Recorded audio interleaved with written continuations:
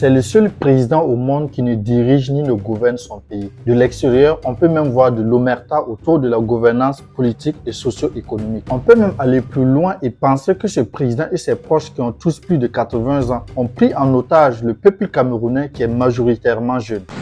C'est qui tous ces gens qui sont là? Pourquoi je n'ai pas demandé ça? Est-ce qu'il y a des gens importants là?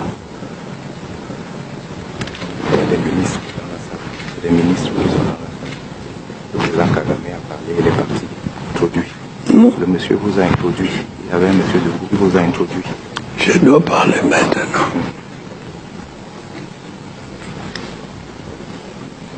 Vous pouvez rester assis, parler assis. Vous pouvez parler assis, étant assis. Ici? Oui. Bon.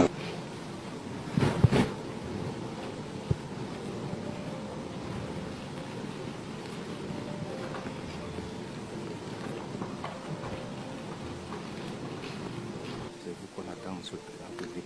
C'est moi. Oui, oui, vous devez parler.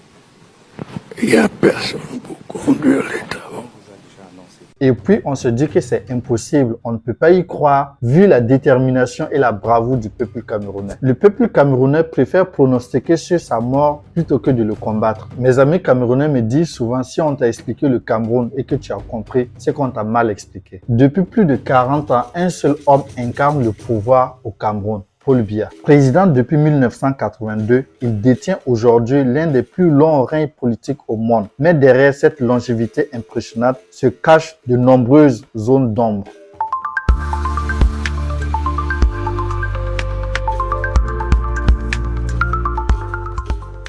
Dans cette vidéo, nous allons plonger au cœur de la gouvernance économique et politique du président Paul Biya. Quelle est la véritable performance du Cameroun sous le règne du président Paul Biya? Qu'en est-il du niveau de vie de la population camerounaise? Et quel avenir pour le peuple camerounais? Bienvenue sur ma chaîne, c'est Astrafil. Ici, on parle de ce qui se passe en Afrique. Si cela t'intéresse, n'hésite pas à t'abonner pour ne pas manquer les prochaines analyses. Je fais également cette vidéo pour répondre à l'invitation du grand frère Alain Foucault qui invite les Africains à faire des vidéos pour s'intéresser à ce qui se passe au Cameroun, ceux qui lui reprochent de ne pas s'intéresser à ce qui se passe réellement dans son propre pays. Le tout premier point de cette vidéo, la gouvernance économique du président Paul Biya. Depuis les années 1980 où Paul Biya est arrivé au pouvoir, l'économie camerounaise a connu des hauts et des bas, ce qu'on pourrait appeler les montagnes russes. Après une grave crise économique dans les années 1990, avec les plans d'ajustement structurel imposé par le FMI, le pays a retrouvé une certaine stabilité macroéconomique ces dernières décennies. Le taux de croissance économique du Cameroun est encourageant depuis des années, estimé autour de 3,5 en moyenne chaque année. Mais ce taux reste en deçà des ambitions du gouvernement du Cameroun et du potentiel de l'économie camerounaise. Le pays connaît des périodes de forte inflation affectant durement le pouvoir d'achat des Camerounais. La dette publique représentait seulement 44% du PIB. Un chiffre relativement maîtrisé comparé aux chiffres de certains pays comme le Sénégal qui a une dette de 100% de son PIB et la Côte d'Ivoire qui a une dette environ 67% de son PIB. Mais ce chiffre masque une fragilité budgétaire de l'État camerounais. Le gouvernement du Cameroun peine à respecter ses engagements financiers et le pays frôle à chaque fois un défaut de paiement. Cela n'est-il pas une catastrophe au regard du potentiel du Cameroun? Premièrement, l'économie camerounaise est très riche mais malheureusement très peu transformée. Le Cameroun est très riche en ressources naturelles, le pétrole, le gaz, le bois précieux, le cacao ou encore le café. C'est la première économie de la zone CEMAC et de très loin. Le Cameroun à lui seul représente 41% de l'économie de la zone CEMAC, communauté des États d'Afrique centrale. Pourtant, l'économie camerounaise reste fortement dépendante des exportations des matières premières de façon brute. Très peu de transformation industrielle, une diversification insuffisante de l'économie, une économie vulnérable aux chocs extérieurs,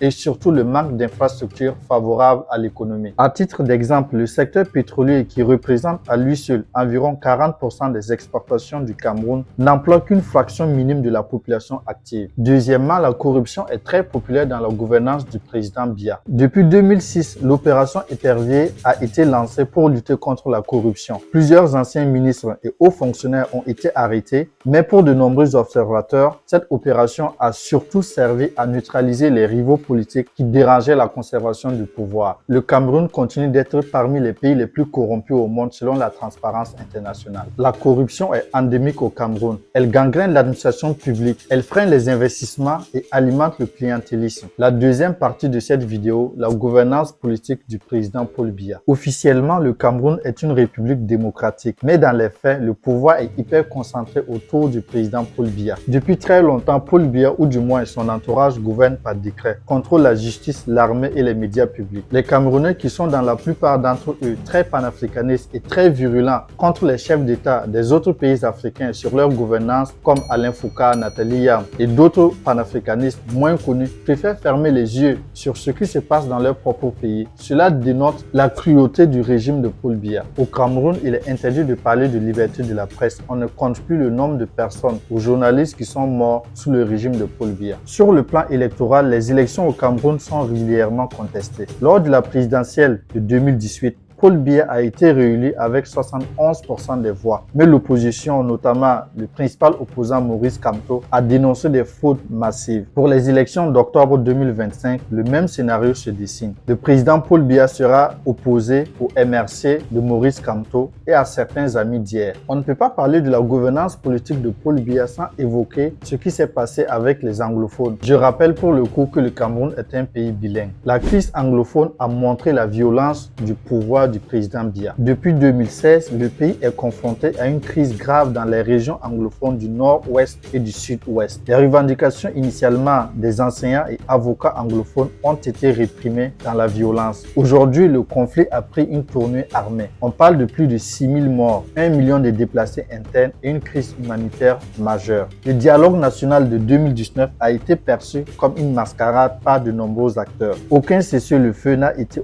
obtenu à ce jour. Les revendications légitimes des partis anglophones est devenue aujourd'hui du terrorisme qui endeuille malheureusement des familles camerounaises. Pour finir, quelles conséquences sociales et quelles perspectives pour les Camerounais? Au vu du potentiel de la jeunesse camerounaise, on peut dire qu'elle est sacrifiée. Le chômage touche près de 30% des Camerounais diplômés. Les opportunités économiques sont rares, les inégalités régionales criantes et l'éducation en crise. Beaucoup de Camerounais tentent de fuir le pays, souvent au péril de leur vie à travers la Méditerranée. Le système de santé camerounais est également en ruine. Il est sous-financé avec des hôpitaux vétustes. En 2020, pendant la pandémie de Covid-19, des détournements massifs de fonds ont été révélés dans la gestion des aides sanitaires. Maintenant, quel avenir pour le président Biya? Le président Biya a aujourd'hui 92 ans et il est également candidat pour un nouveau mandat de 7 ans. Malheureusement, aucun plan de succession n'est connu jusqu'à ce jour. Le nom de son fils Franck Biya, comme précédemment au Gabon et au Togo, circule de plus en plus. En résumé, la gouvernance du président Biya est marquée par une croissance économique lente, une centralisation du pouvoir et des tensions sociales récurrentes, ce qui lui permet de conserver son pouvoir jusqu'à ce jour. Pourtant, le Cameroun possède un potentiel immense, mais sans des réformes en profondeur et un vrai projet de transition, ce potentiel restera inexploité. Il est temps pour les Camerounais de débattre, de réfléchir et surtout d'agir pour un autre Cameroun plus prospère. Pendant combien de temps Paul Biya va encore rester au pouvoir? Comment voyez-vous le Cameroun après Paul Biya? J'attends vos réponses dans les commentaires. Merci d'avoir regardé cette vidéo. N'oubliez pas de liker, de vous abonner et de partager si vous avez aimé. Merci et prenez soin de vous. À bientôt.